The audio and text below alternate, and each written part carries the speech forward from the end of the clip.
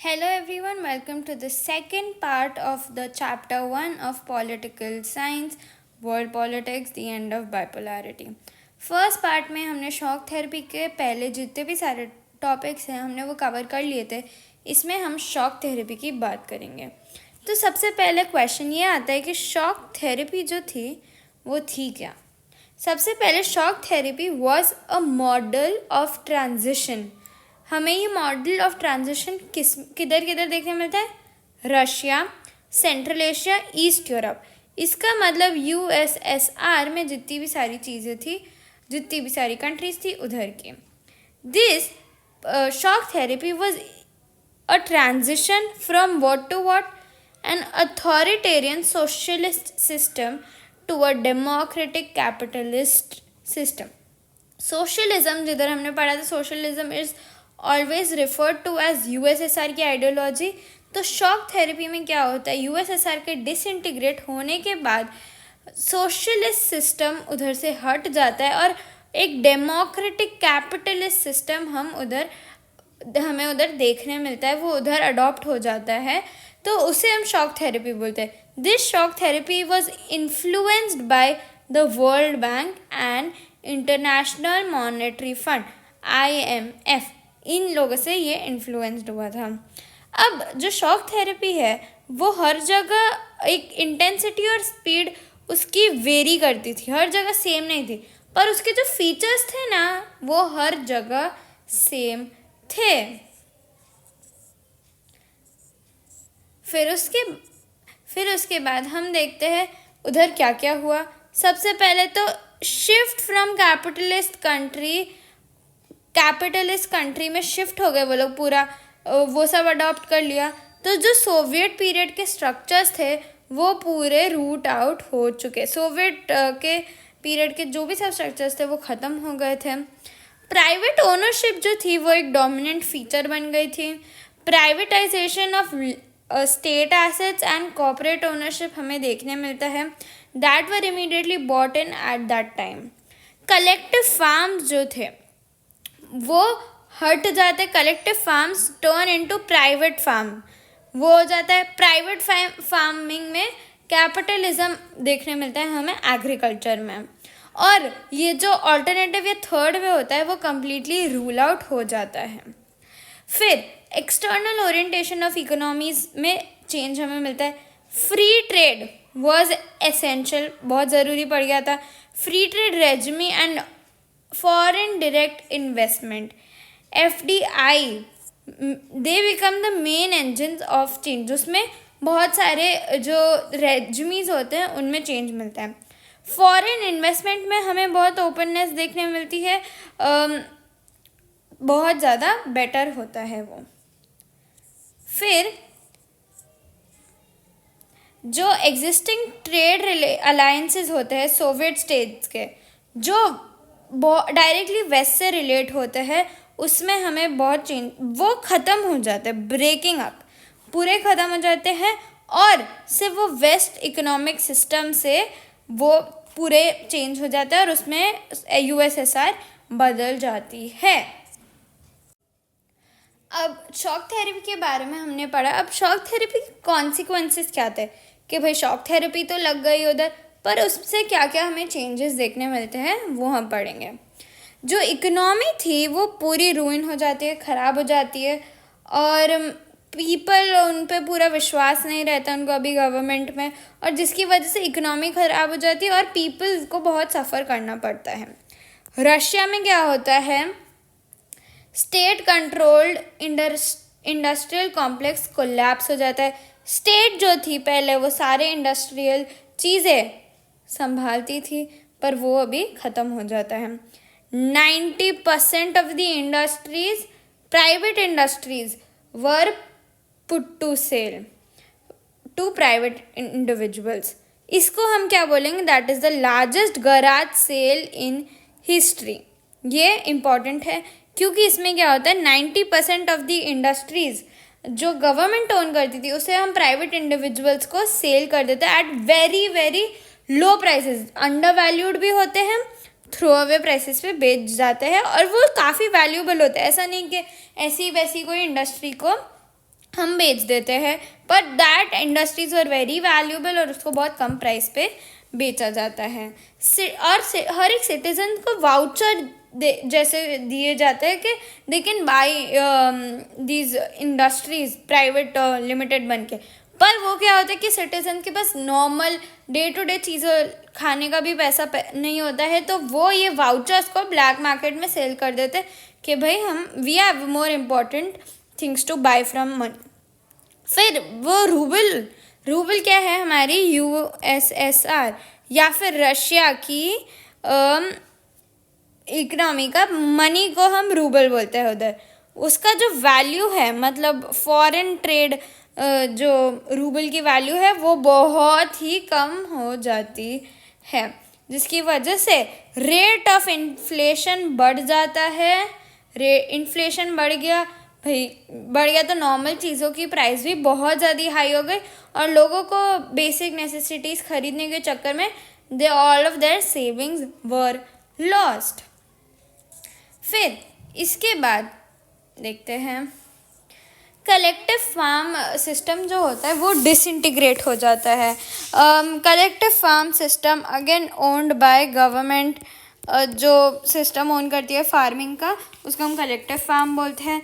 इसकी वजह से फूड सिक्योरिटी बिल्कुल ख़त्म हो जाती है, क्योंकि अब ये सब प्राइवेट फार्म्स में बन जाते हैं, तो उधर तो भाई ज़्यादा एग्रीकल्चर आउटपुट सब लाना बहुत मुश्किल है और वो सब जो आता भी था वो बहुत एक्सपेंसिव रेट्स में बेचते थे, तो फूड सिक्योरिटी ख़त्म हो जाती है और फूड इंपोर्ट शुरू हो जाता है। भाई दूसरी कंट्री से फूड के लिए लोन लेना पड़ता है।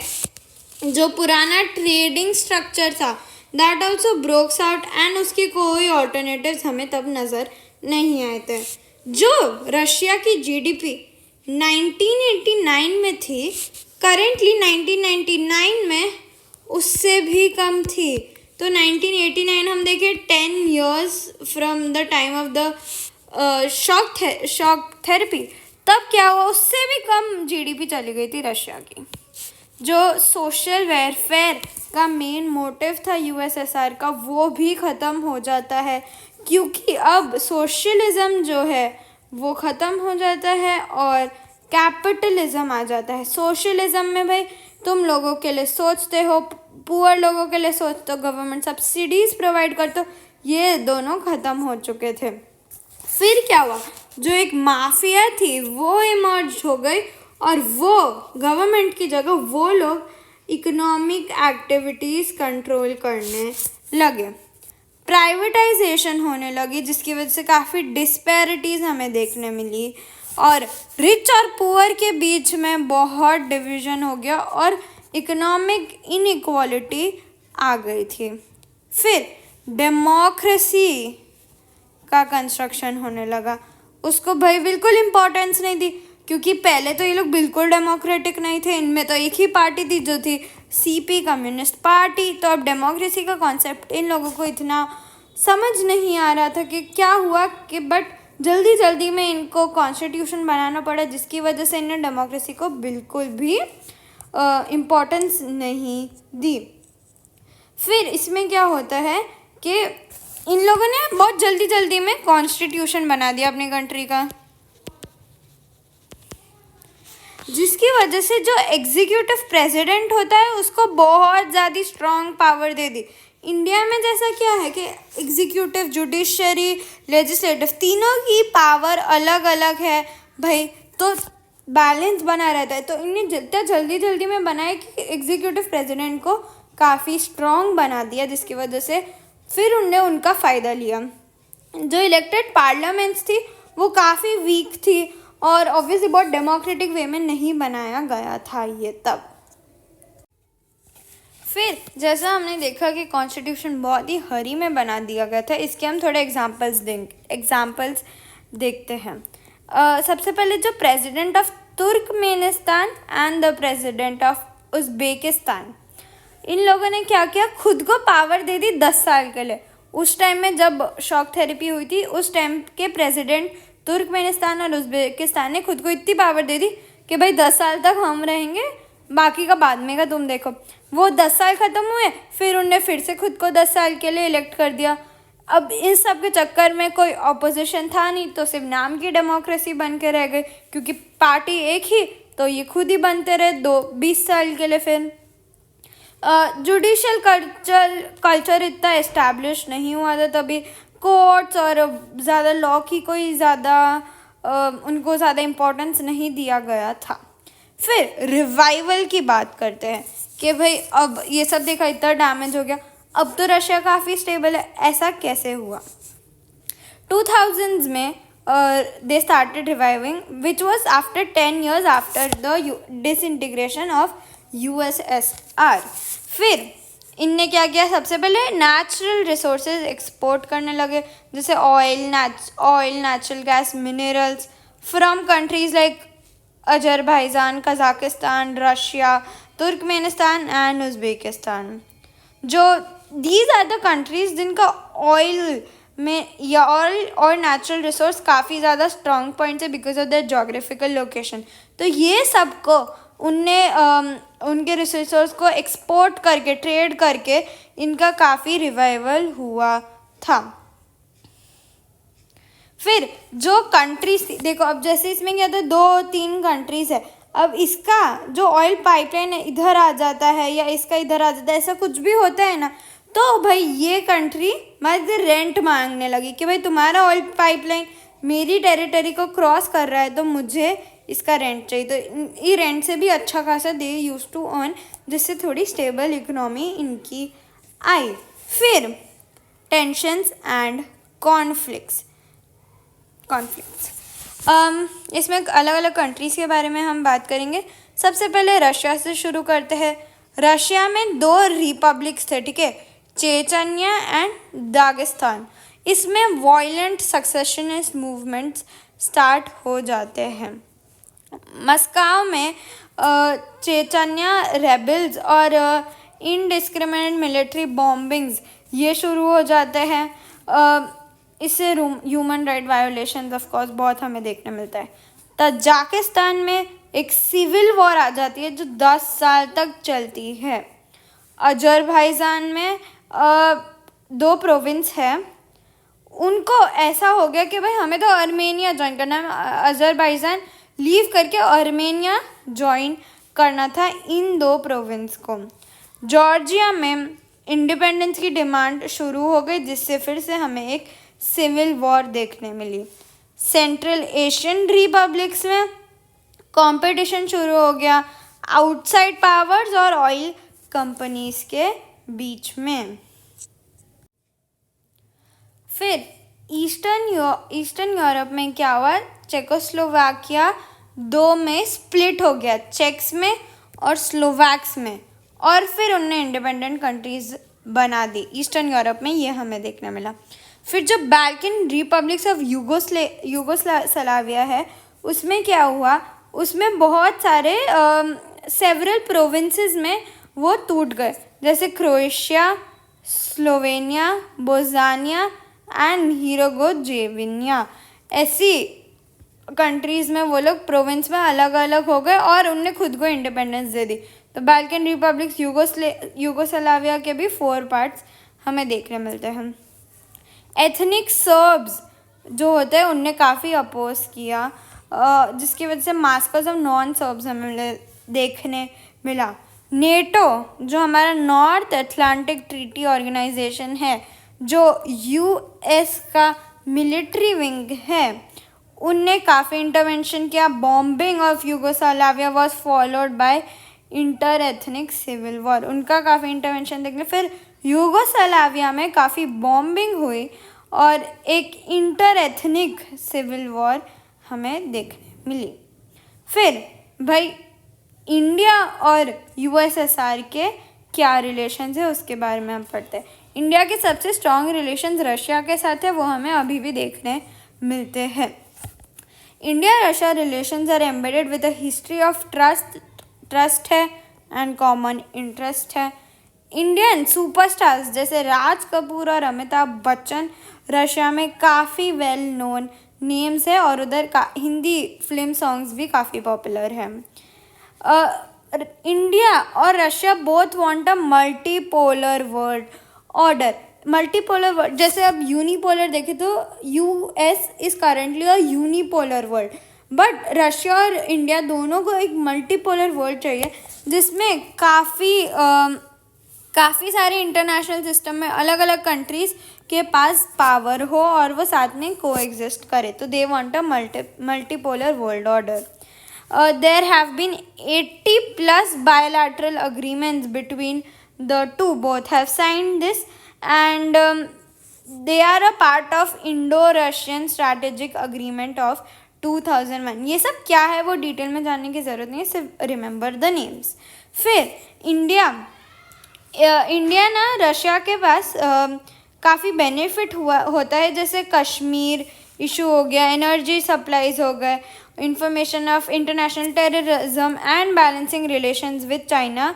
क्योंकि इंडिया के और रशिया के अच्छे रिलेशन है, रशिया इंडिया को ये सब चीज़ों में हेल्प करता है. फिर रशिया को इंडिया से कैसा बेनिफिट होता है, क्योंकि ये तो वन साइडेड हो गया, इंडिया को इतने बेनिफिट्स होते हैं. इंडिया जो है वो रशिया का second largest market of arms है, मतलब guns, bombs, all that military things सारी जो है वो इंडिया जो है रशिया से खरीदता है, रशिया में वो सब बनते हैं. तो India is the second largest market to arms to them. तो उनकी काफ़ी इकोनॉमी उधर से आ जाती है, तो वो एक बेनिफिट मिल जाता है. इंडियन मिलिट्री है वो हार्डवेयर जो है वो रशिया से खरीदता है, सेम एज आर्म्स. और रशिया इंडिया को ऑयल भी इंपोर्ट करता है, तो रशिया के लिए economically wise India is very good. Russia जो है वो इंडिया की न्यूक्लियर एनर्जी के लिए, एनर्जी प्लान्स के लिए भी